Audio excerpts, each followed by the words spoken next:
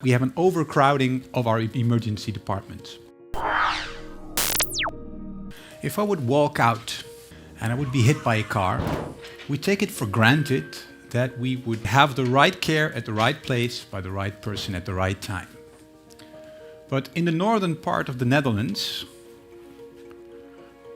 it's starting to become like not like a normal thing to have this. To have the right care at the right place at the right time when it's about acute care.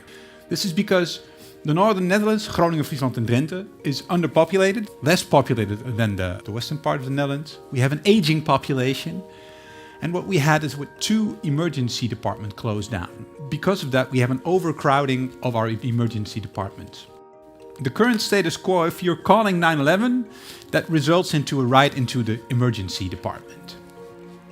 That results in 40% of patients arriving at the emergency department that could have been helped by another caregiver. And our deepest desire in this, that we keep patients that do not belong in the emergency department out of the emergency department.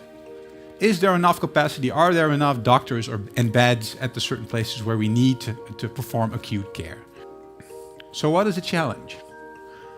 Create a coordinating infrastructure that supports all entry points of the acute care system to enable every patient to receive the best acute care path at the right time and the right place, from the right caregiver, given the available resources. The problem is the dashboards are in the hands of the institutions themselves, so they can decide whether they have capacity or not. We will say sometimes we don't have any beds because we're understaffed.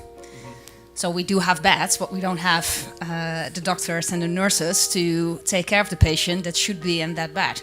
For my work, this challenge is very important because it provides us the information we need to coordinate during disaster and crisis. If you expect a flu epidemic, can we predict the capacity in 2 or 3 weeks?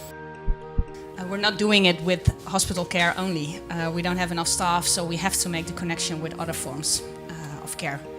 In the end, you'll need to have a sort of protocol with rules that says, well, shared over all these parties, this is how we can model and predict for these patients this care path and this capacity. We all have the same goal, and that's giving the right care to the patients.